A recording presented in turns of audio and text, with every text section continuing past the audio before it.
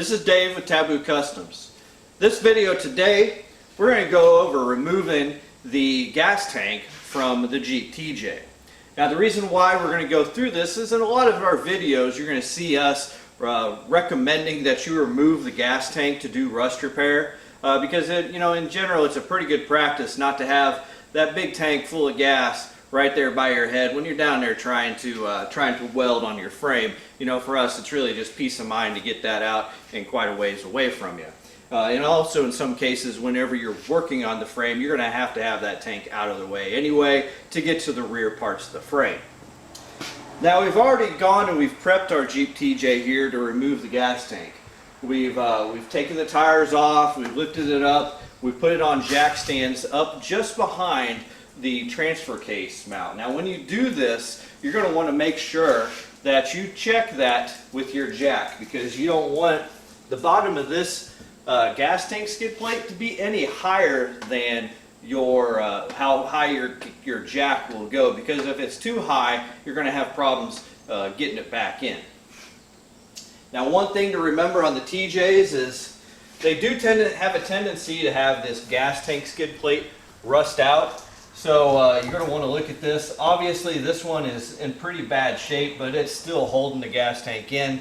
We're going to replace this in the future, but for now, whenever we pull this out, we're going to go ahead and leave this connected as a unit, because whenever you pull this out, the tank will come with it.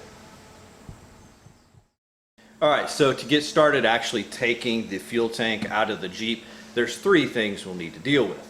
One will be the filler hoses. We'll either need to disconnect those from the tank, from the filler neck itself, or in our case what we like to do is just unbolt it from the fuel fill cup here. And we'll show you that here in a minute. Then we need to deal with the fuel supply line above the tank, the vent line, as well as the electrical connection right here just above the tank. And then of course we'll need to unbolt the skid plate and drop the tank out of the Jeep. Now as I said, what we like to do here and what we found is easiest, and we've taken a lot of these tanks out, and it sometimes can depend on actually your exhaust setup.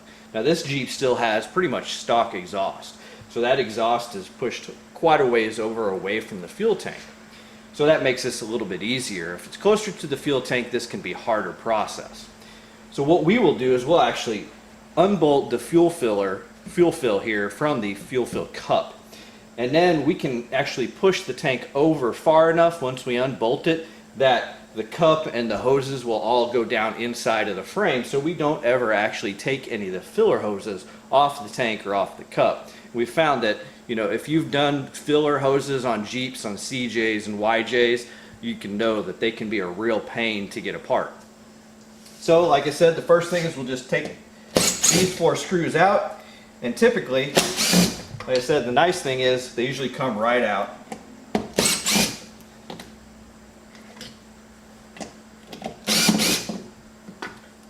And see, now that is loose from the fuel fill cup. So next we're going to need to get down underneath the Jeep and disconnect the supply line and the vent line and all the electrical connectors. Alright, so disconnecting the connections here is typically pretty easy. For the vent line, and all 3 of them will be right here, right inside the wheel well once you get this tire off.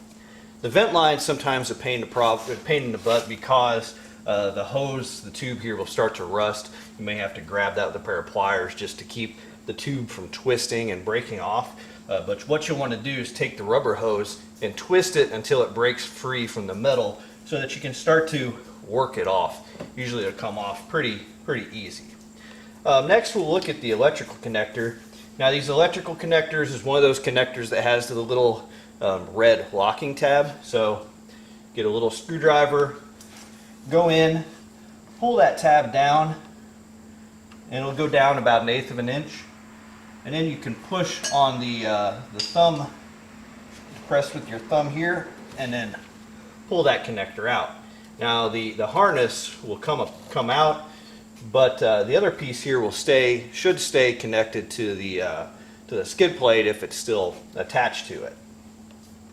Now the fuel hose, the supply hose, can be a little bit tricky, and I've got one here to kind of show you how that works. Now with these fuel supply hoses, it's set up, it has two little tabs. They get pushed in, that pull the little tabs out of the holes there, and then you can wiggle it back and forth to pop it loose. Now you're going to want to be careful with this one here, and if you're laying under the Jeep doing this, gas is probably going to come out of there, so make sure that you don't get in your eyes or on your face or in your mouth. Not that that's happened more than a few times to me. And another thing you can do is, like, if you're having trouble trying to hold these two tabs in and wiggle it, one thing you can do is just take a small zip tie, run them around those two tabs, zip tie them so they're all the way in, and then it'll let you not worry about having to hold those two tabs in. So we'll go ahead and grab that.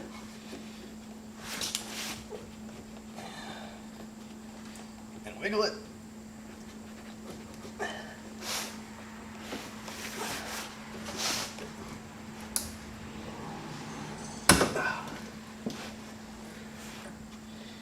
So there you have it.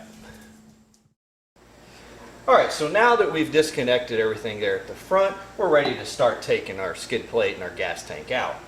So before we get to that, I'm going to cover something with the jack. Now you can use a normal jack and get under there, but obviously when you put this up against there, it's going to be really just supporting a small area. One thing we have done in the past, we used to have a piece of wood that had some pieces where it fit nicely around the little plate here that swivels on the jack. But then here, not too long ago, since we were removing so many of them, we actually created a plate and then welded. This is actually a piece of a Dana 30 shaft on the plate, and it perfectly fits inside this hole that is used to for the swivel there on your jack. So now that we've got that, before we actually put it under here, we go through and we will loosen all of the bolts, and then we remove the two bolts in the center and the rear. We'll leave the two bolts on the outside.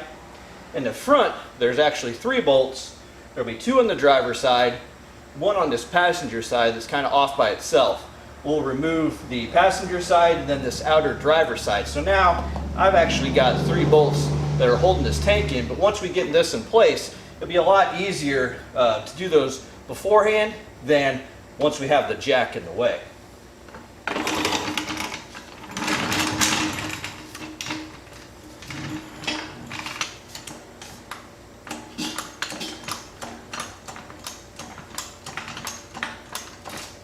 So we'll get the jack under there. We like to put a little bit of pressure, but you don't need a ton of pressure on it. And now that we've got the jack holding the gas tank up, we can remove the 3 bolts. Now, in removing the bolts underneath the front of the gas tank, I would recommend wearing some glasses, which I was until I tossed them over there. Because you still got gas that might drip out of that hose, but then of course on this Jeep we're going to have rust that falls off when we start to use the impact to remove that bolt or that nut.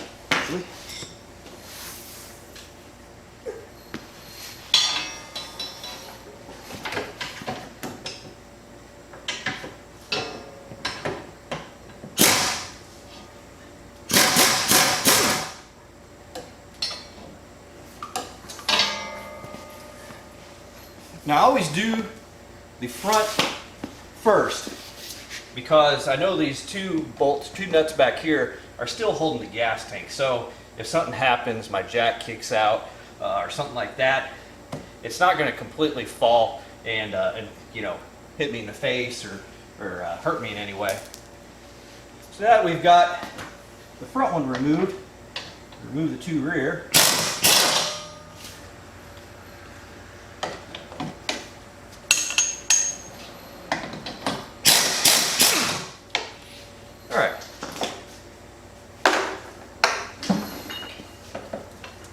So now the gas tank should be completely unhooked from the Jeep.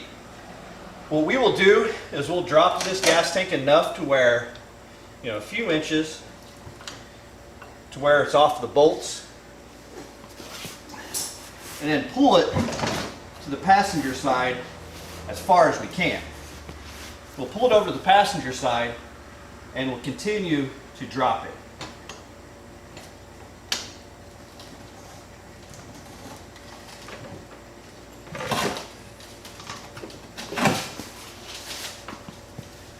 Now as you get this dropped, you'll need to reach in here and make sure that the fuel hoses are clear as good as possible.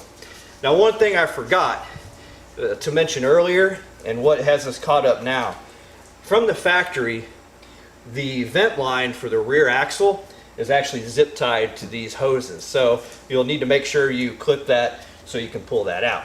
So I'm going to need to do that, and then I'll be able to pull this gas tank all the way out.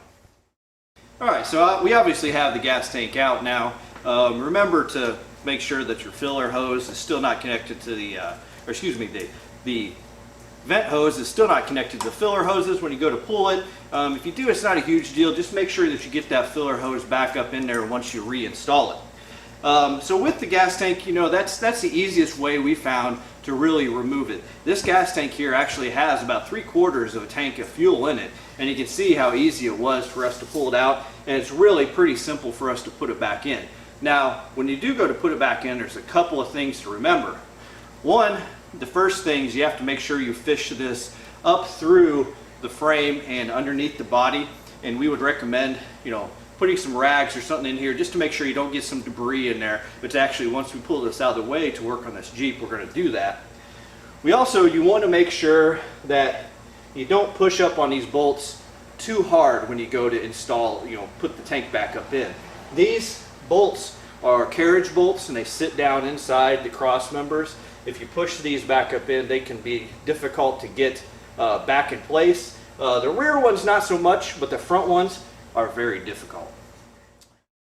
Alright, so that does it for this video. Hopefully this helped.